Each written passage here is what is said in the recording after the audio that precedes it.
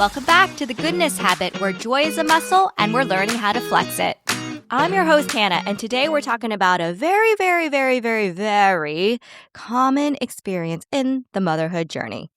It's that moment after you lose your patience, after you yell, after you snap, after you say something you wish you could rewind.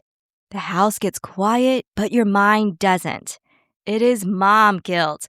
You replay the moment over and over, you critique yourself, your brain keeps running the highlight reel of your worst moments. And here's why. Your brain is doing what it was designed to do. Now, remember in past episodes, we talked about the amygdala and how that's a threat detector. Annoying and frustrating situations aren't necessarily called threats, but our brain has a hard time differentiating between a psychological or stressful, quote-unquote, threat and an actual life-threatening threat. So the crazy thing is, when you're replaying that moment, your brain is just trying to help you, but not in a way that's actually helpful. So today I want to talk about what healthy guilt is actually meant to do and how to step out of the cycle without dismissing responsibility or minimizing what happened, because that's not helpful either. So let's start with a replay. After a moment of stress, your brain goes into protection mode. It's trying to prevent the threat from happening again. So it says, remember this, don't forget how bad that felt, don't let it happen again. So it's equating pain with growth. Here's the kicker though. Healthy guilt says, that wasn't how I wanted to show up. I'm taking responsibility, I'm going to do better next time, and I can let this go. It is rooted in the actions and not your identity. Destructive guilt says, that wasn't how I wanted to show up. I'm a terrible mom. Now we're talking about who you are and not what you did. And that's when you start replaying the moment over and over and over again, and then start to expand that negative, destructive identity into other areas of your momming.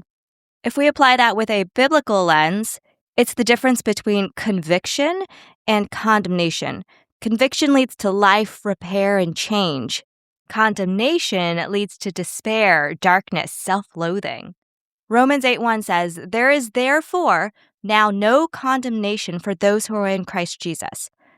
So if the God of the entire universe refuses to condemn you, don't condemn yourself. Convict and correct? Yes. Condemn? No. Healthy guilt? Yes. Destructive guilt? No. So back to a little brain science. Once your little threat detector is able to calm down, and your prefrontal cortex lights up, which is the center for logical reasoning, your brain can then begin to process healthy guilt and begin to grow and move forward from that. But if you're stuck in condemnation or, that self-destructive guilt, your brain's going to have a hard time standing down. Okay, so let's get practical.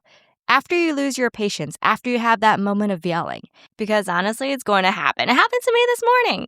Instead of replaying the moment over and over again, try this script. That wasn't how I wanted to show up. I acknowledge it. I take responsibility. What can I do different next time?